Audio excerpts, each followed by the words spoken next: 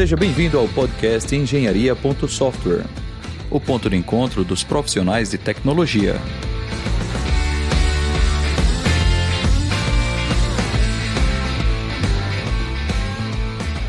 Olá pessoal, eu sou Rodrigo Rebouças e esse é o episódio número 1 do nosso podcast Engenharia.Software. Então, nesse podcast nós vamos conhecer a trajetória pessoal, profissional de nossos convidados, entender como é sua rotina nas empresas onde trabalham, aprender um pouco com suas dicas sobre carreira, e sobre tecnologias que estão aplicando na sua rotina, no seu dia a dia, tá certo? E a ideia é que esse podcast ele tenha uma periodicidade de um episódio por mês, tá? Nós vamos tentar liberar um episódio no primeiro fim de semana de cada mês. Você vai poder assinar o nosso podcast nos principais agregadores e você pode também ficar por dentro dos episódios no nosso canal do Instagram, tá? Você pode acessar lá eng.software.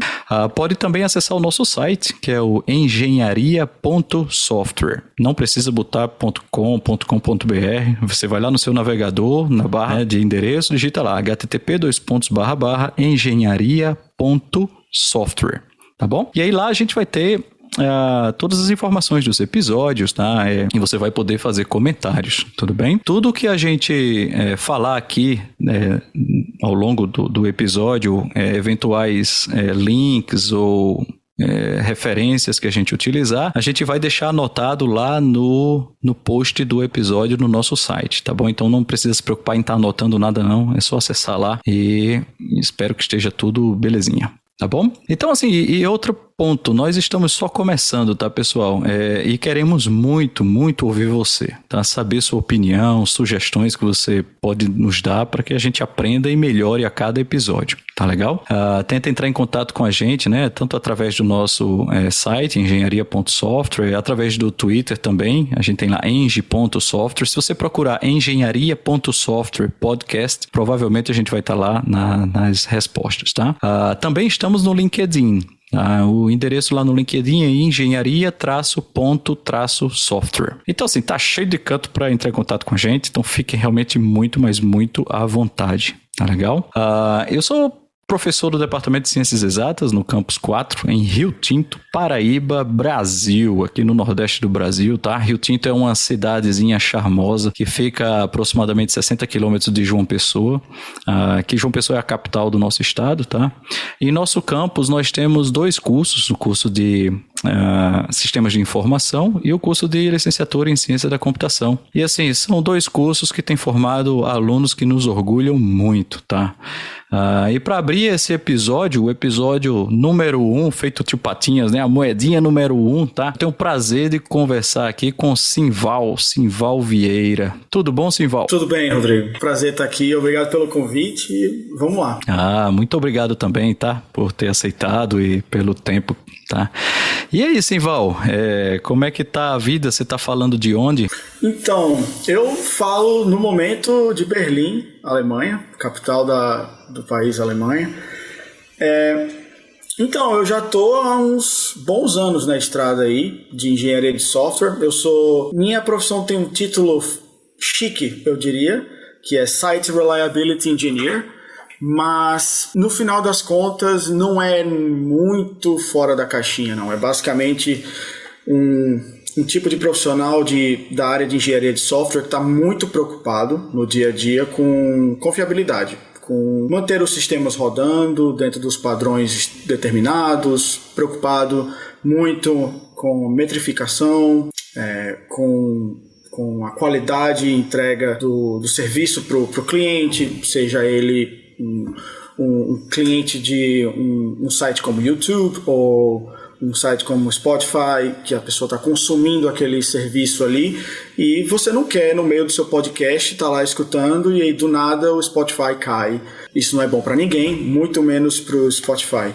Então é um tipo de profissão que está focada e no dia a dia eu diria que o meu foco maior é em pensar como é que as coisas quebram, em ter essa visão de entender como é que sistemas quebram, como é que o caos atua e tentar jogar com com essa natureza do software, que ele vai nascer, ele vai se desenvolver, ele vai morrer em algum momento.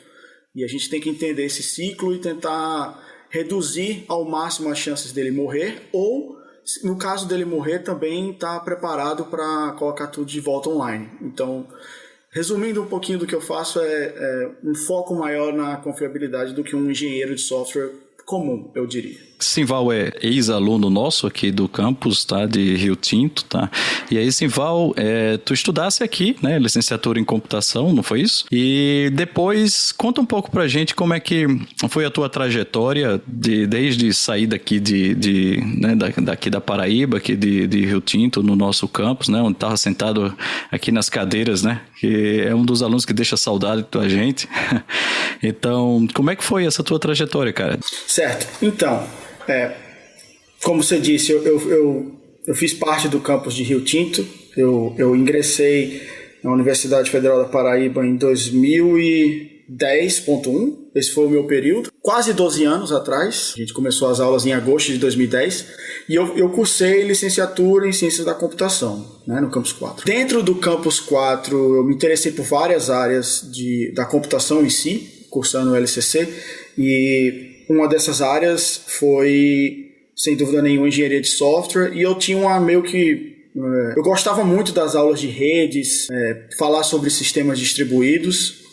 Daí então, em 2015, com a formatura, eu ingressei no Laboratório de Sistemas Distribuídos, na Universidade Federal de Campina Grande. Em 2015, eu passei 2015 e metade de 2016 lá. Fiquei 1 ano e meio. Depois eu comecei a minha jornada, me aventurar fora da Paraíba e me mudei para o Rio de Janeiro, mais especificamente para trabalhar na Globo.com, que é a empresa de mídia de internet da TV Globo. Fiquei lá de 2016 a 2018. Em 2018, início de 2018, eu recebi uma proposta muito interessante para trabalhar no time de pagamentos da OLX. E aí eu passei 2018 inteiro na OLX, foi uma experiência muito legal. E na OLX, desculpa, na OLX você atuava como desenvolvimento também? No Laboratório de Sistemas Distribuídos eu trabalhei com desenvolvimento de software, mais especificamente com open source de um projeto chamado OpenStack, muito focado em cloud computing. E na Globo eu fiz um papel muito semelhante, trabalhando com o desenvolvimento da cloud da Globo, né, do IaaS, do Infrastructure as a Service, daquela camada que vai oferecer os recursos para a cloud. E na OLX era um pouco diferente, era um time de produto, onde o meu time era responsável por todos os pagamentos feitos para a OLX. Então, por exemplo, a OLX é um site de marketplace, ele vende um produto para a pessoa comum que quer fazer um anúncio de uma casa, um apartamento, um carro, etc. E aí essa pessoa paga um dinheiro para a OLX. E aí a OLX vai prover um serviço de disseminar aquela oferta para outros usuários, né? E eu trabalhava no time que cuidava do checkout, que era o time que, de fato, o usuário queria fazer uma compra, batia no checkout, passava o cartão de crédito, e aí a gama de microserviços que cuidava dessa parte de pagamento era o meu time. Depois do OLX, em 2018, foi um ano muito importante para o Brasil, né? E aí eu já vinha pensando, talvez seja a hora de me preparar para sair do país, para tentar... Eu sempre tive essa vontade de, pelo menos, passar um tempinho fora, conhecer outras culturas, experienciar novos desafios, não só técnicos e da carreira, mas pessoais também.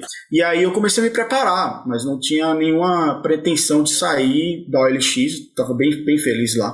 Mas aí as coisas foram se desenrolando, alguns fatos aconteceram no país e eu defini, acho que 2018 é um bom ano, finalzinho de 2018 é um bom momento para sair do Brasil e tentar algo fora, realizar esse sonho. E aí eu comecei a me preparar, entendeu? Eu não estava fazendo entrevistas com foco, não, vou sair agora. Sempre o meu foco era, vou me preparar, vou sentir como é que está o mercado, vou estudar quais são os problemas que eu tenho que resolver para conseguir uma vaga fora, preencher os gaps, né, que a gente sempre tem. E aí apareceu a Maersk, que é uma empresa dinamarquesa, e é uma empresa, assim, até o momento de eu entrevistar com eles, eu não fazia a menor ideia do que eles faziam, eu vi a oportunidade lá, eu falei, parece interessante a stack deles, vou aplicar aqui, mas era muito no sentido de tipo, vou ver o que vai dar, né, vou angariar, vou recolher experiência, vou ganhar experiência.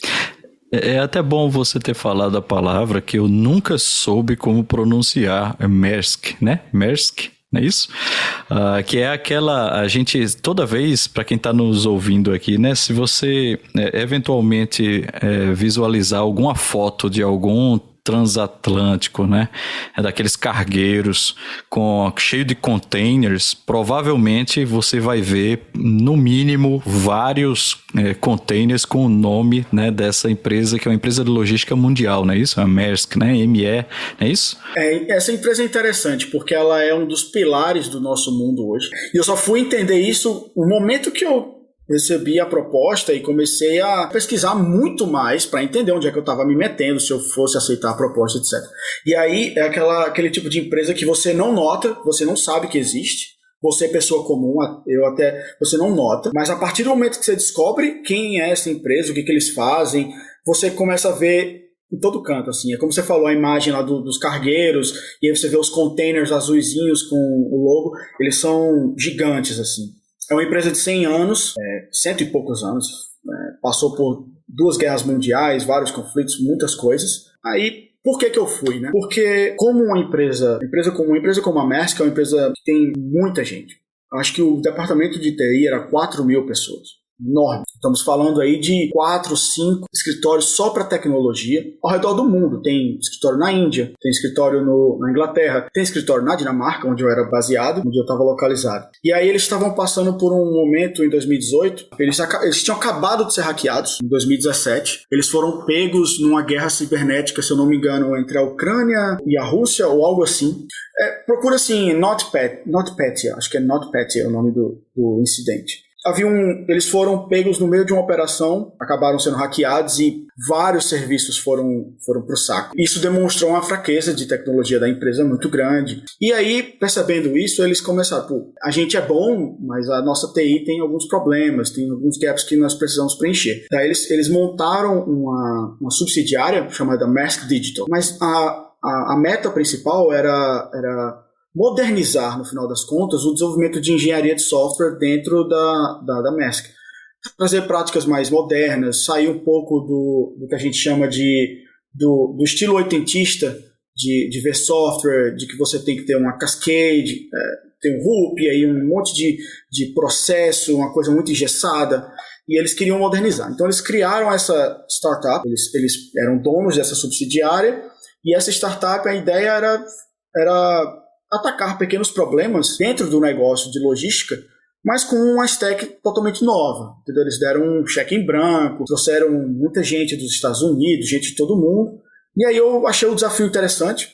Era meio que uma página em branco para você construir a infraestrutura do zero, ter a oportunidade de arquitetar muita coisa. E aí eu me interessei e aí eu falei, eu acho que eu vou me mudar para Dinamarca. Massa. Na verdade, era para desenvolver o tipo de sistema que vocês estavam atuando lá, tinha a ver com a logística direta? Como é que era? Qual era exatamente a área do tipo de sistema? O time que eu entrei, nesse momento, foi quando eu fiz o switch, eu fiz a migração de uma carreira para outra, né? Eu estava como engenheiro de software tradicional, back-end, front-end, etc. Mas as vagas que eles estavam precisando, tinha muita oportunidade em plataformas. E aí a gente entra num outro conceito da cloud, que é o conceito de PaaS, né? Você tem infraestrutura, que é uma camada que vai te oferecer recurso bruto, como VMs, disco, rede, etc. E aí você tem uma outra camada em cima, muito comum, que a gente chama de platform. E essa plataforma é o que reduz o gap entre a infraestrutura e a aplicação que o desenvolvedor está desenvolvendo lá na ponta. Então, assim, o PaaS, só para o nosso ouvinte entender, o PaaS, então, é o Platform as a Service, né? Como você tem a plataforma como serviço, né? Ou Infrastructure as a Service, é parecido ou é diferente de Infrastructure as a Service? Então, a Infrastructure as a Service, a primeira camada acima do recurso, vamos chamar aqui de recurso bruto, você tem uma máquina que tem CPU, memória e disco, certo? Então, o IaaS, ele vai ser a camada que vai falar assim, vai ter uma API, e você vai usar aquela API para, olha, eu quero uma máquina com 4 cores com 8 GB de RAM e 20 GB de disco. Me dá uma máquina virtualizada. E aí o IAS vai lá e trabalha para te entregar isso. Essa camada foi a camada na qual eu trabalhei muito no laboratório de sistemas distribuídos e na Globo. Era uma camada que eu estava bem confortável em trabalhar desenvolvendo software aí. Então, Infrastructure as a Service, né, que é infraestrutura como serviço, é aquela situação onde você consegue programar, entre aspas, a sua infraestrutura, né? Via programa de computador, você diz, cria uma nova instância, configura essa nova instância, configura a rede, né? Então, quer dizer, tudo aquilo que você precisaria acessar um dashboard, digamos assim, de uma solução cloud, você consegue fazer via programação, de certa forma, né? Acessando APIs, né? Aí o Platform as a Service.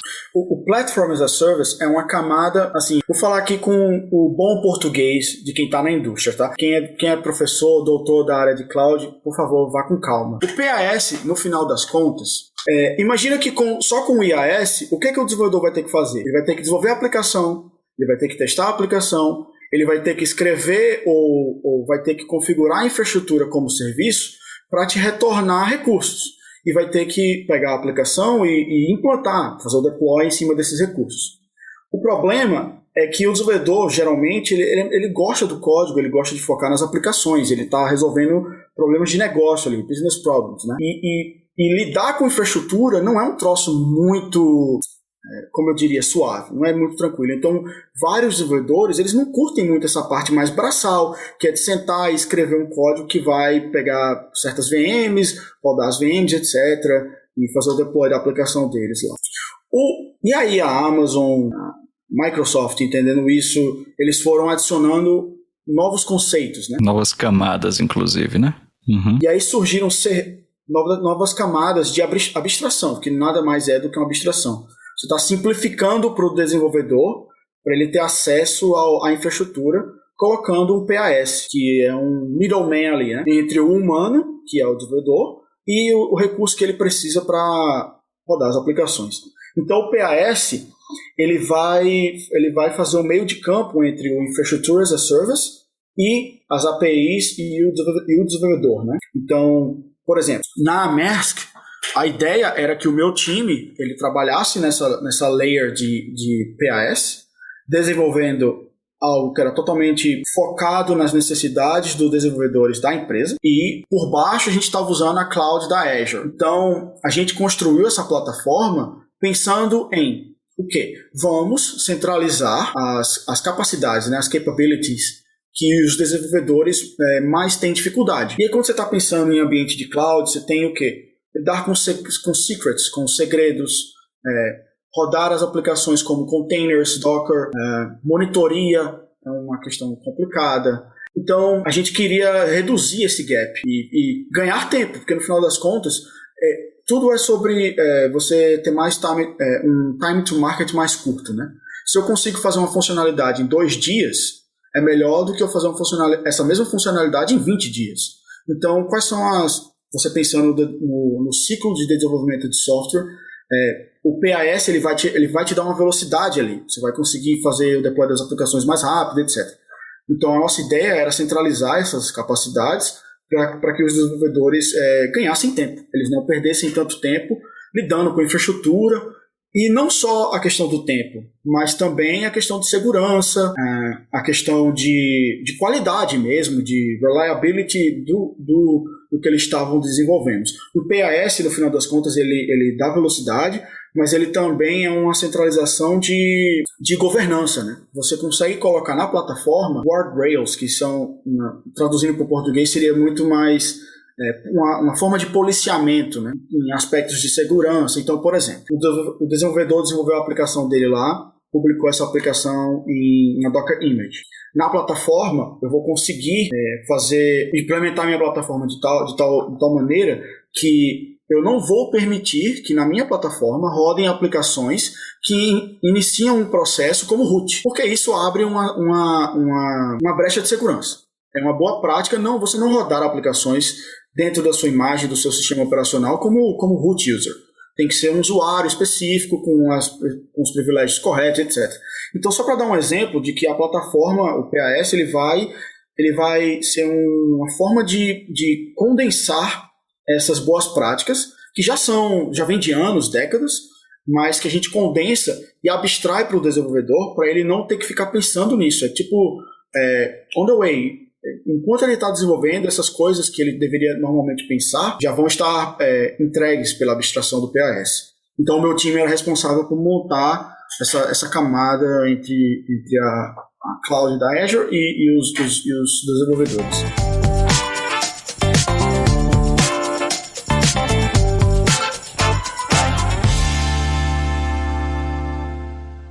Mas aí você chegou na Dinamarca, então, né? Quer dizer, sair do português para a Dinamarca não é uma coisa trivial, né? Como é que era a tua rotina lá? Como é que foi essa experiência de mudança de cultura? Porque quando você chega assim na França, você olha ali, dá um jeito e tal, mas aí de repente você não tem a menor ideia do que está escrito ali. É um negócio que faz tremer, né, as bases, né? Como é que foi a tua experiência aí? Porque você se mudou, né? E eu imagino a empresa deve ser tudo em inglês, não é isso? Sim. Então, em tecnologia, isso no geral, tá? Pelo menos hoje em dia, o inglês é a primeira língua. É o padrão, é a língua mãe, né? É o padrão. Então, dentro da empresa, todo mundo falava inglês, era a norma da empresa, até porque é uma empresa global, apesar de ter toda a origem dinamarquesa, viking, etc. Viking, brincadeira, mas eles dentro da empresa era inglês. Mas eu confesso que no momento que eu tomei assim, uma decisão como essa, você não toma de uma hora para outra, né? Eu fiz o processo, conversei com vários colegas, inclusive com o meu gerente na época, me ajudou muito. O meu gerente no LX, ele me iluminou demais. E aí tomamos a decisão, vamos sair do Brasil, vamos viver fora do país. Até então eu tinha 26 anos, então eu vivi 26 anos no Brasil. Então é aquela questão, o costume, a cultura é completamente diferente, totalmente diferente. Cheguei lá e dentro da empresa foi aquele choque, né? Porque eu tava no LX, que era uma startup até então, e aquela questão, Rio de Janeiro, 40 graus, você chega pra trabalhar, o horário que você trabalha é o horário que você começa, o horário que você sai é o horário que você sai, e é sempre aquela questão de tipo, cara, tamo aqui, tamo em casa, tamo no Brasil, entendeu? Apesar de eu ter trabalhado com uma alemã e uma francesa dentro do LX, tinha muitos internacionais dentro do LX Brasil, mas é completamente diferente. Eu cheguei na Dinamarca para trabalhar na Maersk. O nosso voo foi 15 de dezembro de 2018, nunca me esqueço. Eu saí de 42 graus no Rio de Janeiro, do aeroporto do Galeão, para pousar na Dinamarca fazendo menos 2 graus. 15 de dezembro de 2018, no meio do Natal lá. Um frio desgraçado. E aí comecei a trabalhar na empresa. O primeiro dia foi fantástico, etc. Mas assim, o meu time, eu era o único latino-americano. Você tem uma noção. Fantástico. Uhum. Tínhamos dinamarqueses, tinha indiano também, francês, mas meio que assim, caraca, como é que é o Brasil? Todo mundo me perguntava um monte de coisa, as pessoas são muito curiosas, é bem interessante, assim. Muito bem, mas não te chamaram pra jogar futebol não, né? Você joga bola ou não? Sim. Eu tô aposentado, mas... né? Eu tive uma experiência, assim, Val, que uma vez eu tava fora aí olharam, iam montar um time de futebol. Eu não jogo nada de futebol, certo? Mas, é brasileiro, me chamaram, eu fui o primeiro, né? Na hora de tirar o time, não, venha cá. E eu disse, rapaz, vocês não sabem onde é que vocês estão se metendo, eu não jogo futebol. Aí eu fui o primeiro, ele, não, vem, bora, brasileiro. E no outro time tinha logo um argentino, e esse argentino jogava bola, né? Eu sei que eu botei tanta bola pra fora, né? Fui um perna de pau nessa partida. Depois eu fiquei dizendo, rapaz, é porque infelizmente eu não defendi a reputação brasileira, né? Enfim. Mas é engraçado como essa nossa cultura lá fora, né? A do futebol, né? Então, Rodrigo, óbvio que teve esse baque cultural. Assim, muitas pessoas no meu time nunca haviam conversado com um brasileiro. Assim, então é um choque cultural gigante. Mas era isso que eu queria, era ter essa interação com pessoas que tiveram um background completamente diferente do meu. Eu vindo da Paraíba, lá no Nordeste, lá na ponta mais leste possível do continente sul-americano, você chega lá na Dinamarca, onde o que ele conhece é Ronaldinho fenômeno, pentacampeão, 7-1, você conhece... Rio de Janeiro, né, e tal, e até para explicar que é Nordeste é difícil, né, não? Nossa! O meu gerente era francês, e assim, os franceses eles são muito interessantes. Assim como os brasileiros, eles têm essa questão do calor humano, de conversar, de interação. Então a gente se deu muito bem, assim, off of the bat. Assim, ele já estava lá há muito tempo na Dinamarca. Ele estava há 20 anos, ele é casado com uma dinamarquesa, e ele estava lá e, tipo, ele, putz, maneiro, assim, ter um brasileiro e tal, porque, assim, a gente pode conversar de umas coisas que eu não converso no dia a dia com o dinamarquês. Aí, essa questão do futebol foi engraçado, que tem vários momentos, assim, de estereótipo e tal, né? Mas aí, teve umas conversas, toda sexta-feira a gente tinha uma cervejinha depois do dia de expediente, né? E aí, teve um dia lá que estavam discutindo sobre uma Eurocopa nos anos 90, que a Dinamarca ganhou, e era um time super underdog, assim, muito azarão. Aí os caras, pô, Simval, você é brasileiro, o que você acha do zagueiro que joga em tal time que ele é brasileiro? Aí eu falei, cara, eu sou do Brasil, cara. Mas eu não sou o brasileiro que você tá esperando. Eu não sei tudo sobre futebol. E aí, assim, todo mundo riu. Ele falou assim, putz, mas o que você acha dele? O posicionamento dele? Eu falei assim, cara, eu não sei nada de futebol. Exato. Se tá dentro dos 4 cantos lá, então deve estar jogando. Deve estar... Muito bem. Aí, o mais engraçado foi uma situação assim, esse meu gerente, o francês, ele é muito engraçado. Aí ele teve outra situação, e aí ele falou, pô, Simval, me conta como é que foi aquele dia. Aí eu, which day? Que dia? Aquele dia, pô, 7-1. Como é que você reagiu àquela situação? Aí eu falei, mano... Aí eu falei assim, olha, no Brasil, muita gente ficou triste, mas eu vou te falar a real. Eu não tava nem aí pro jogo, cara. E eu falei pra ele, mano, eu vou te falar a verdade. Sabe o que eu tava fazendo? No momento do jogo, eu tava fazendo meu TCC, velho.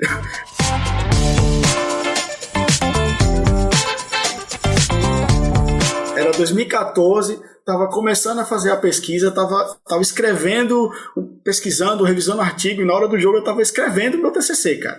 Então nem vem com essa, não é muito comum. Óbvio que teve muita gente que ficou triste, etc, mas enfim. Você passou quanto tempo lá pela Dinamarca, na Maersk? Eu fiquei na Maersk 2 anos e meio.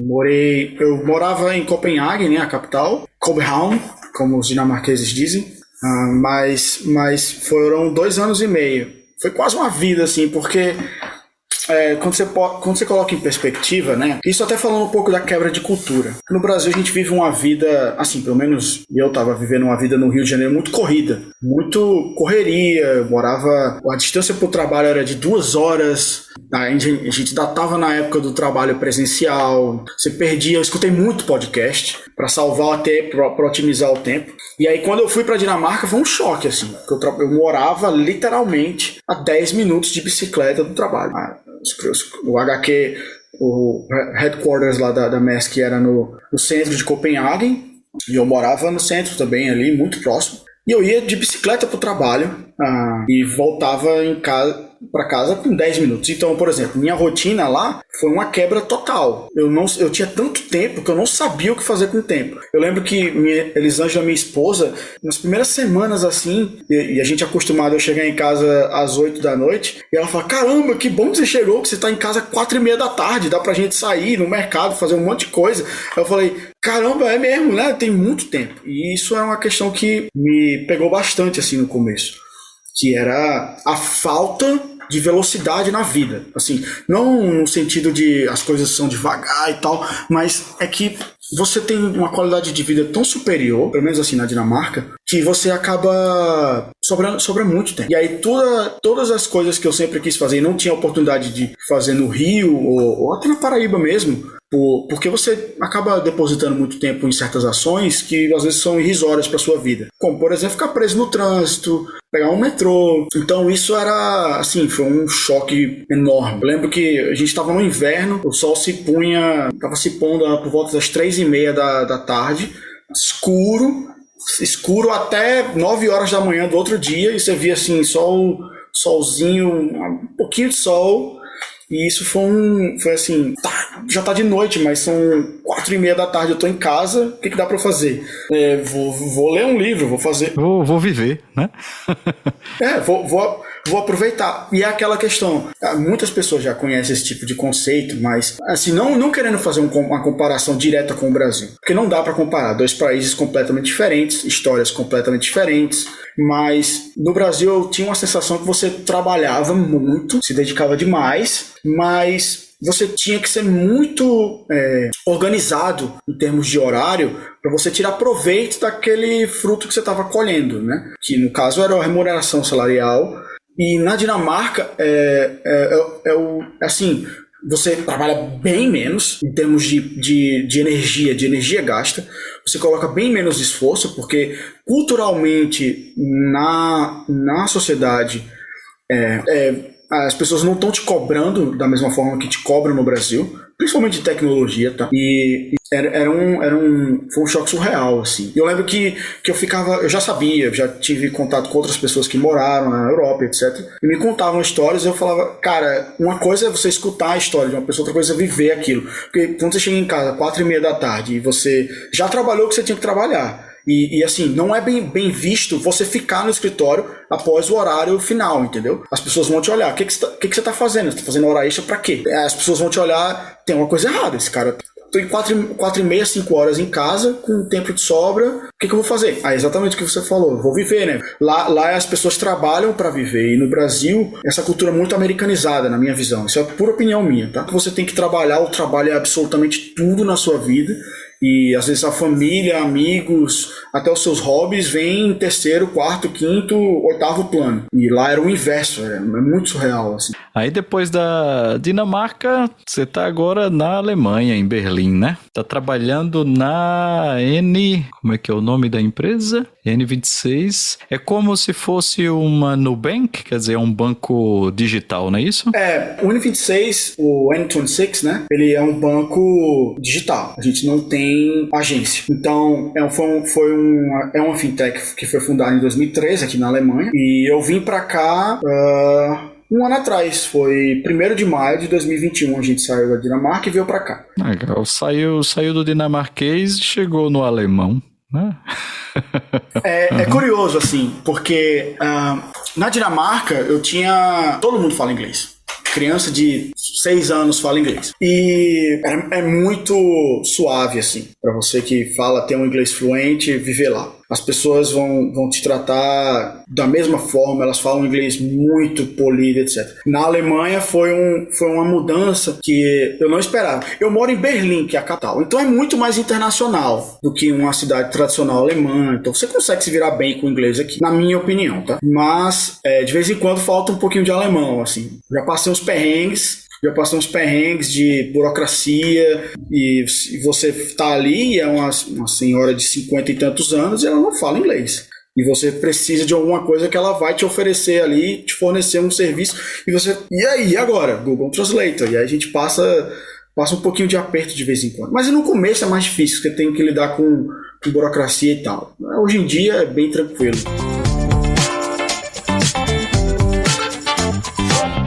Aí você está sendo Senior Site Reliability Engineer, né? Então, o que significa isso na prática aí? Como é que é a tua rotina aí na N26? A parte que eu trabalho na N26 é muito focada no PAS. Certo. Então, Platform as Service, né? PAS, como era lá na Maersk, né? Na Maersk também. E as tecnologias são semelhantes.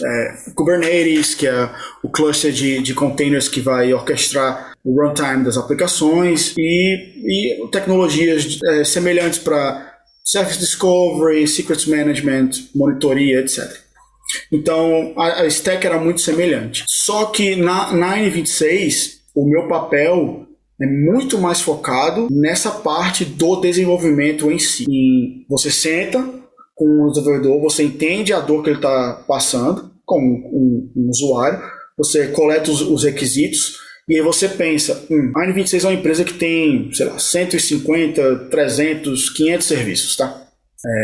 E aí você pensa, ele está fazendo isso aqui para atacar um problema no serviço dele.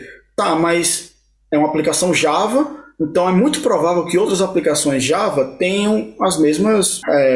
tem mesmo tipo de trabalho, né? E aí, o que a cabeça do programador já vê? Uma oportunidade para eu escrever software e automatizar aquilo, porque um computador fazendo aquilo é muito melhor do que um ser humano. Então, o PAS, no caso da N26, é muito focado nisso, entender a necessidade dos desenvolvedores, o que eles estão fazendo de bom, às vezes até de ruim, e tentar trazer isso mais para o lado da abstração, para remover de fato a dor ou o time to market para entregar valor, né? E especialmente na área de tecnologia e fintech, a gente tem muitas empresas, tem vários concorrentes.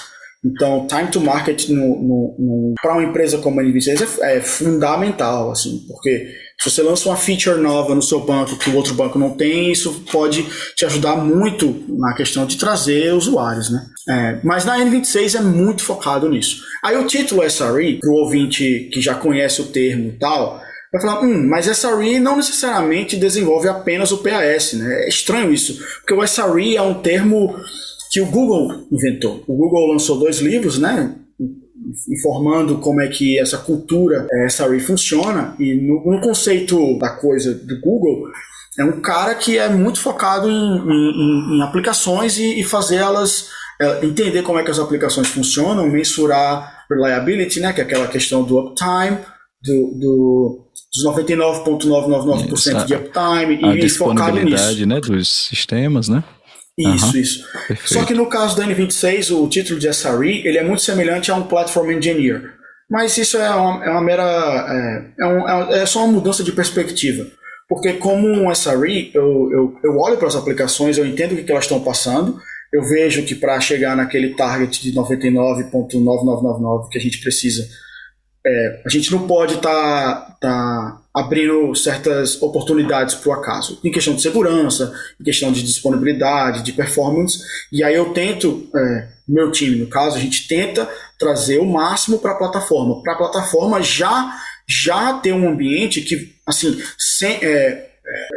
pensa numa bicicleta, e aí a bicicleta pensa numa moto, ela é tão maneira assim, que às vezes você tá na estrada e ela tá meio que andando sozinha para você, num piloto automático. Ela continua sendo uma moto, você ainda tem que saber se equilibrar, mas ela é tão confortável, ela tem um amortecedor tão preciso para aquele tipo de estrada, o pneu, o guidão, que andar naquela moto é quase que prazeroso. Então essa é a ideia. A gente também não quer construir um caminhão e tacar todo mundo dentro e transferir de A para B. A gente quer melhorar a experiência em si. E a reliability, né? A questão da disponibilidade. Na minha opinião, para qualquer aplicação moderna, para qualquer software moderno, reliability é provavelmente um dos primeiros hits que você vai pensar. Isso, a reliability está relacionada realmente a confiabilidade, né, da aplicação, que envolve, né, a disponibilidade, né, isso, e enfim, inclusive tolerância a falhas, né, então é tudo preocupação que você tem que estar tendo na tua rotina, né, assim? Isso.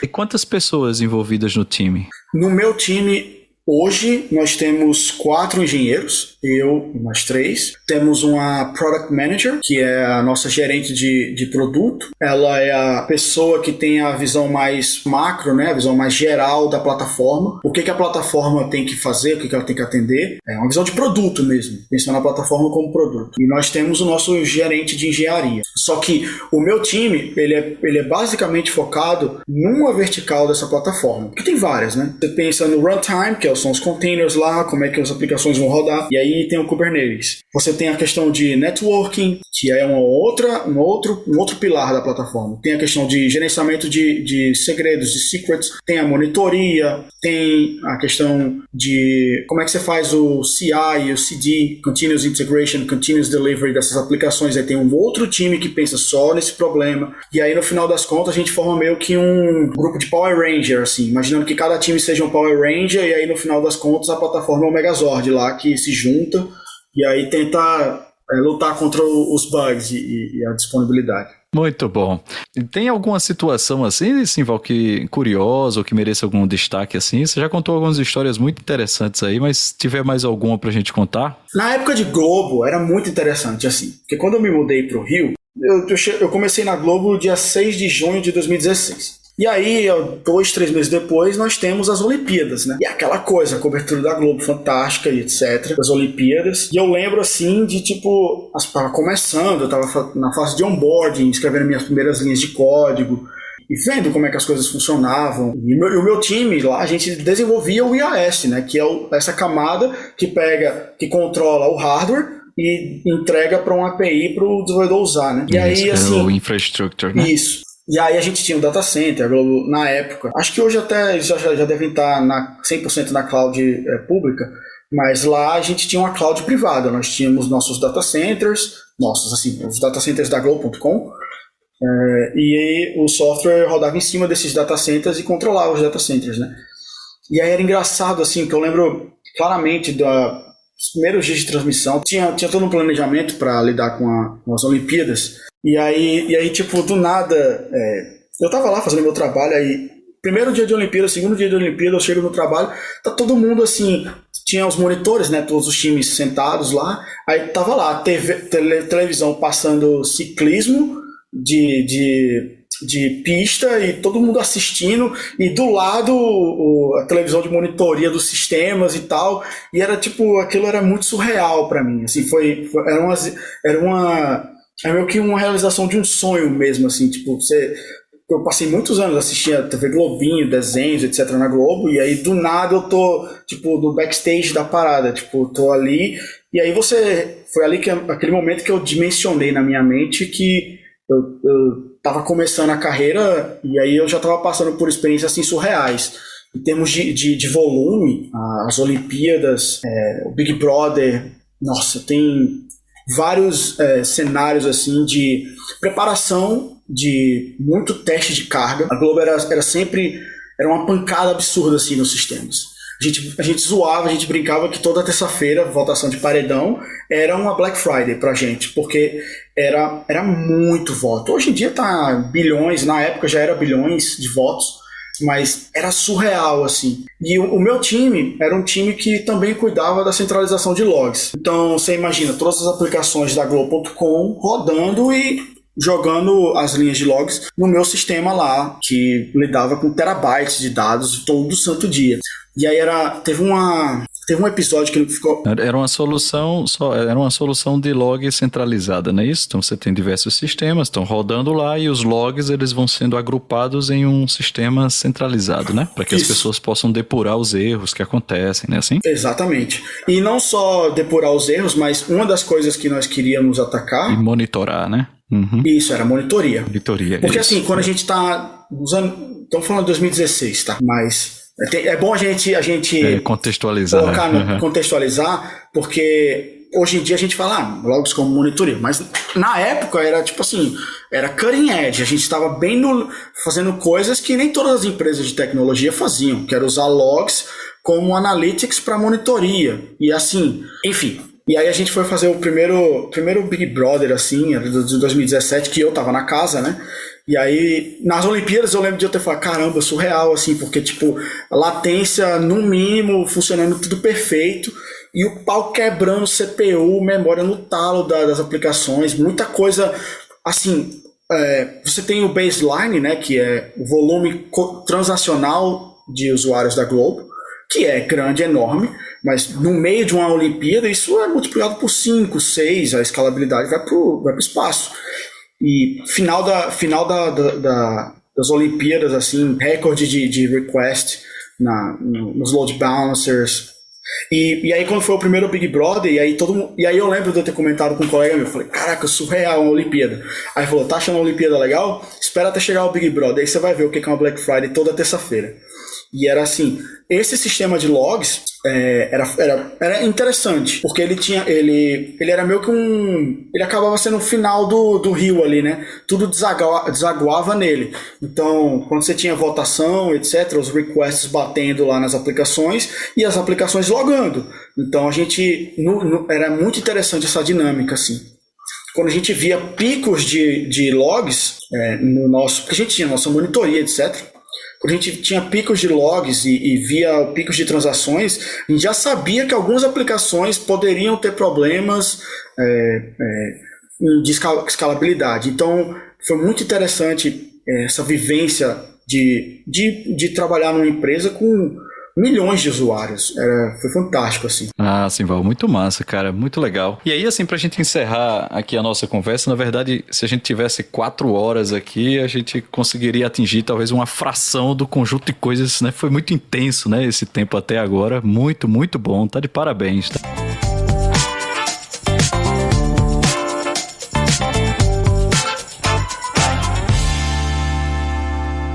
Você teria alguma dica de carreira, alguma dica, alguma experiência, alguma sugestão de leitura, inclusive, que gostaria de compartilhar com o pessoal? Tem algumas coisas dores de cabeça que você vai vivendo, assim, ser humano comum, né? Você vai vivendo e você vai entendendo como certas situações funcionam. Quando você está na graduação, uma das coisas que você sempre dizia pra gente era: a vida é cruel. Eu tô explicando isso aqui para vocês, mas quando vocês forem lá trabalhar e etc., a vida é cruel, então estudem bastante. Programem todo santo dia. Eu lembro, eu paguei introdução à programação com vocês o tempo inteiro. Programem todo santo dia. Você tem que estar programando todo dia. Você tem que estar muito focado nisso. Criar o hábito, né? Isso. E uma das coisas que eu aprendi até que relativamente cedo, é que não adianta só você estar todo dia trabalhando a parte técnica também. E aí você tem uma noção de entender que você, enquanto ser humano, você vai cometer erros. Você vai subir um bug em produção. Você vai fazer algum problema que vai acarretar uma falha de vários sistemas ao mesmo tempo, etc. E a grande lição, assim, óbvio, você tem que trabalhar muito a parte técnica e tal, mas a parte mental é fundamental. E como é que... Quando eu falo a parte mental, não só de saúde mental, mas a questão de você ter uma rotina de hobby, de você ter uma válvula de escape para lidar com o estresse no dia a dia. Porque, invariavelmente, não vou mentir, para quem está começando ou para quem pensa em entrar na área, a área de tecnologia é uma área que oferece muito estresse de graça. Assim. E você tem que saber lidar com esse estresse. Porque quando você se coloca numa posição, eu quero trabalhar na indústria, eu quero fazer isso, eu quero fazer aquilo, vão haver pressões, vão haver cobranças e você tem que saber lidar com o estresse. E uma das dicas concretas que eu vou dar aqui, eu não vou dizer, você tem que comer saudável, porque isso aí você já pode procurar em qualquer Google. Mas fora dessas dicas de rotina, a que mais me ajuda no dia a dia, e foi uma coisa que eu tenho até orgulho assim, de dizer que eu desenvolvi, que é a de anotar as coisas. Uma das coisas que eu percebi, fazendo a minha própria avaliação, a retrospectiva ao longo dos anos, é que eu tenho muita dificuldade de organizar meus pensamentos. E escrever código meio que me ajuda a fazer isso, a organizar os pensamentos. Porque no final das contas você está pensando uma coisa, e você cospe ela na tela, você escreve um teste, roda aquilo e vai por ali. E aí, às vezes, para comunicação é uma questão muito importante.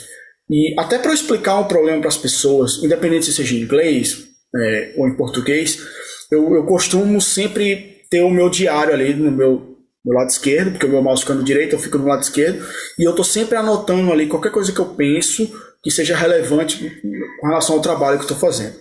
Isso me ajudou muito a focar, assim, porque às vezes eu tinha uma certa facilidade técnica com a tarefa, por exemplo, mas eu levava, mais tempo do que eu deveria, porque eu não estava 100% focado naquilo. E aí, estudando, vendo técnicas para aumentar o foco, para diminuir a superfície de dispersão, eu percebi que quando eu escrevia código, eu focava mais. Eu falei, mas o que eu estou pensando não necessariamente é um código. Eu posso estar pensando, eu tenho que fazer tal coisa, porque isso é importante, tal. Então eu já anotava. E eu desenvolvi um hábito, eu li um livro muito famoso, um dos best-sellers, que é The Power of Habits, do Charles Duhigg, e o Fast and Slow, do Daniel Kahneman.